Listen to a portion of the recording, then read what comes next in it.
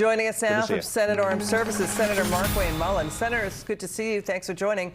So let's get your reaction to top Biden spokesman John Kirby says he agrees warnings about terror attacks inside the U.S. are on the rise, but he won't say if Biden will call a national terror emergency. Why?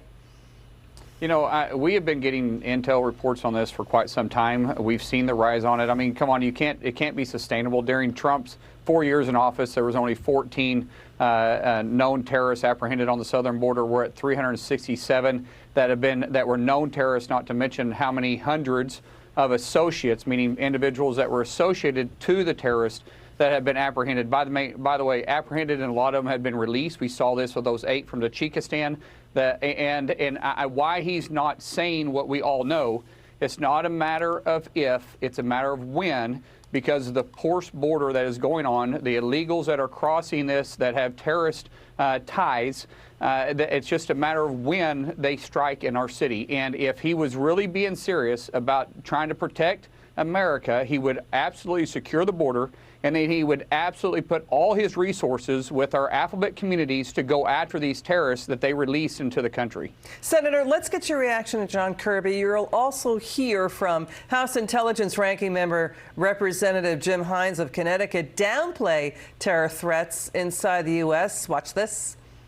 Terrorism warning lights are blinking red again. Do you agree with that assessment? Certainly, we would absolutely say unequivocally that we've got to keep our eye on the terrorist threat. That thousands of people are crossing the border unknown each week, and that he says that the United States should consider using national emergency authorities.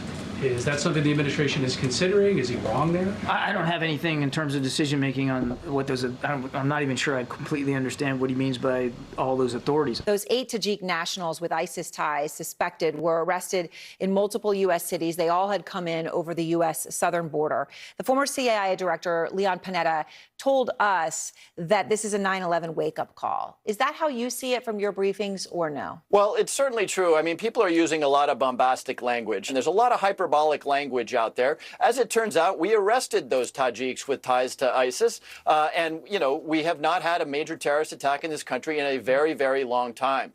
So that doesn't mean that we let our guards down. Of course not. It's a danger that my Republican friends like to play up, even though in 30 years there has not been a single terrorist fatality engineered by an undocumented alien. So if it's connected into the border, they're just going to ignore it. Check what he said.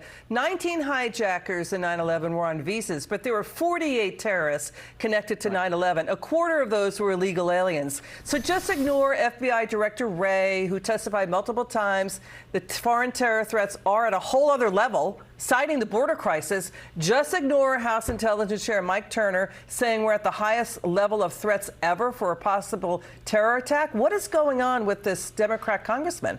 Well, first of all, the Democrat congressman is carrying the water for the Democrats. They understand that they're going to own this if it comes out and actually happens under their watch. And by the way, they'll be the first one to blame Republicans if it happens underneath President Trump's watch when he becomes president next year. Now, the unfortunate part is they've created this danger, and they know darn good and well, because they read the same intel reports that we do, that we are literally, what Mike Turner said, we're literally at the highest level we have ever seen since we've been tracking terrorist activities inside the United States, and they have been coming by droves over our southern border. It's because of President Biden's policies on the southern border that's put us in this situation. You know, Senator, you raised an important point there. I mean, we saw 1,664 terrorists with, illegal aliens with links to terrorism, including those on the watch list, caught at all ports of entry, in between ports of entry. It's a disturbing number. Senator Mark Wayne Mullin, thank you for joining us.